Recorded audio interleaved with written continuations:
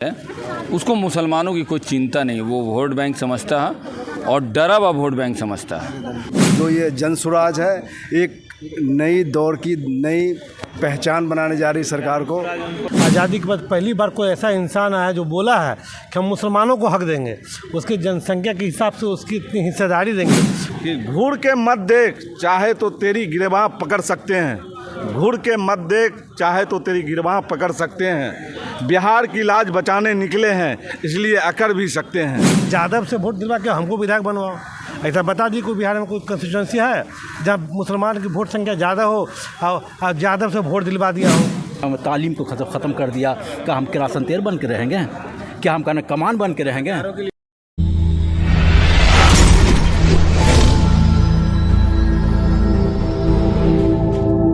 बहुत मतलब बिहार का सबसे अहम मतलब बहुत बड़ा एक जनसमूह यहाँ पर देखा जन स्वराज का, और हमारे बीच में दानिश भाई जन स्वराज के बारे में कुछ बताएंगे, इससे क्या फ़ायदा है और क्या नुकसान है मुसलमान को जन स्वराज में जुड़ने से।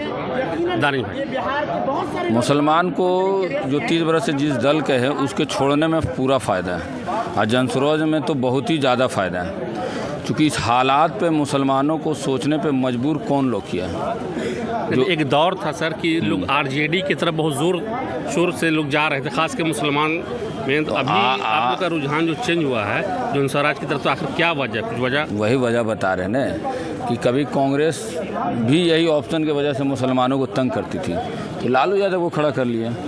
लालू यादव मुसलमानों को तंग कर दिए हैं तो जन स्वराज को मुसलमान खड़ा करेगा, क्योंकि इससे पहले की जो राजनीति है उसको मुसलमानों की कोई चिंता नहीं, वो वोट बैंक समझता है और डरा हुआ वोट बैंक समझता है। वो सोचता है कि ये जाएगा कहाँ। 2 टिकट देने के बाद भी मुसलमानों ने आरजेडी को टिकट वोट दिया, समझे न।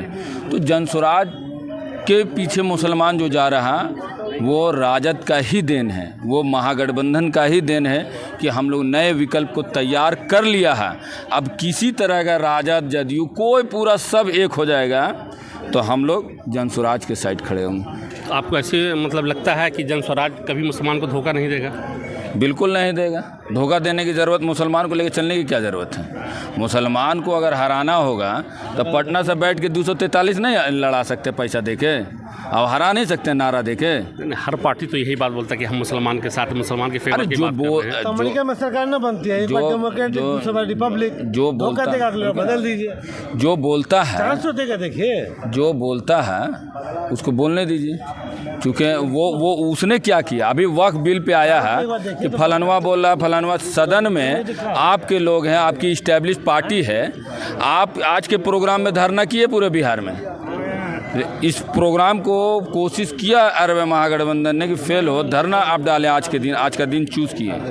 लेकिन वक्फ का जो लड़ाई हो उसको सदन में लड़ेंगे, हम लड़ेंगे, जन स्वराज लड़ेगा राष्ट्रीय जनता दल जो एमएलए लेके बैठा 80 को, उसकी जिम्मेदारी है। जिस दिन मैं सदन में होऊंगा ऐसा सिचुएशन ही नहीं आएगा मुसलमानों का जो लड़ने और हक की बात आएगी।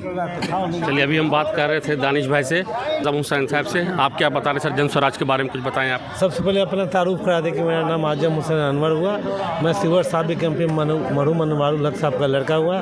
बताइए क्या पूछना चाहते हैं सर। यहाँ पे जिस तरह से प्लॉट जो आया, मतलब एक आवाज़ पे पूरा बिहार जो इकट्ठा था यहाँ पर, आपको क्या लगता है कि लोग मतलब जन स्वराज के साथ सिर्फ खाली भीड़ दिखा है या लोग दिल से जुड़े हैं?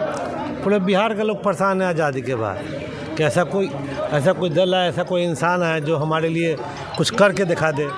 तो जितनी भी पार्टियाँ ये सब बेवकूफ़ बनाने का काम किया, चद्दर बिछवाया, वोट लिया, अपना काम बनाया, हम लोग को बेवकूफ़ बनाया। सरकार बना के हम लोग कुछ मिला नहीं।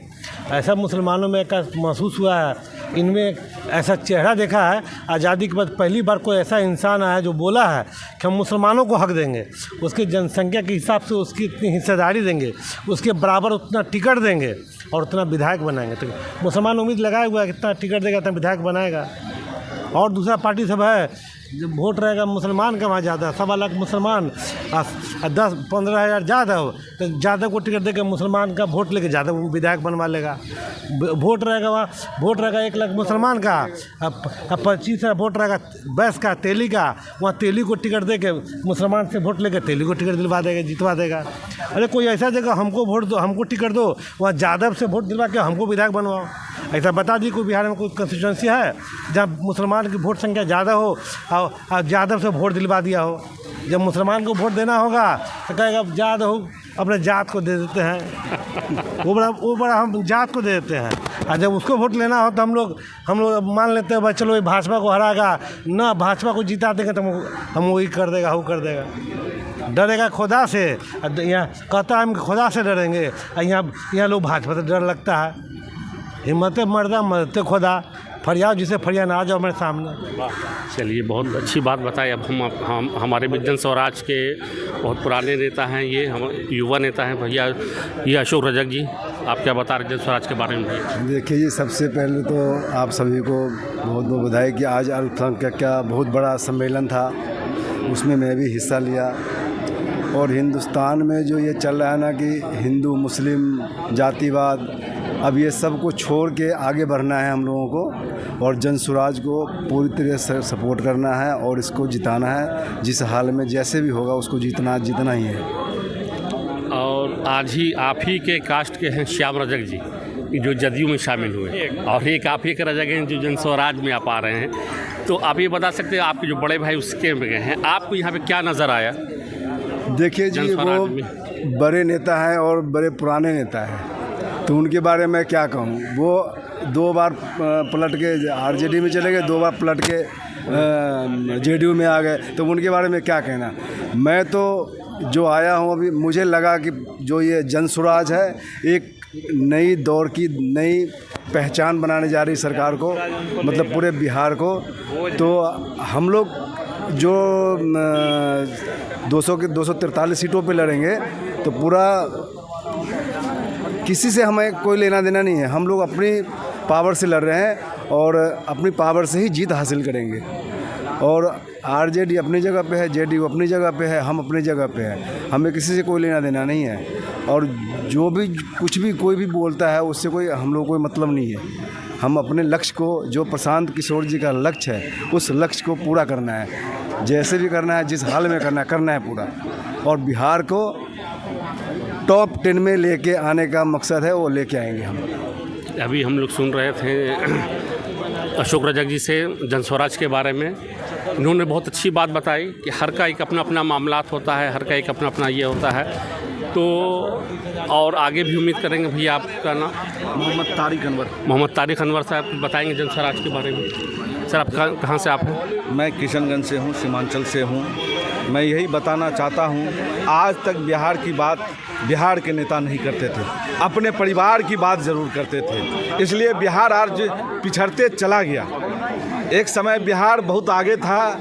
आज़ादी के बाद हम लोग को सुनते थे कि बिहार बहुत खूबसूरत जगह है। आज विश्वविद्यालय जो है हमारा नालंदा, विश्व का विद्यालय, छोटी हस्ती चीज़ नहीं है। पूरे विश्व के लोग यहाँ तालीम हासिल करने के लिए जाते थे।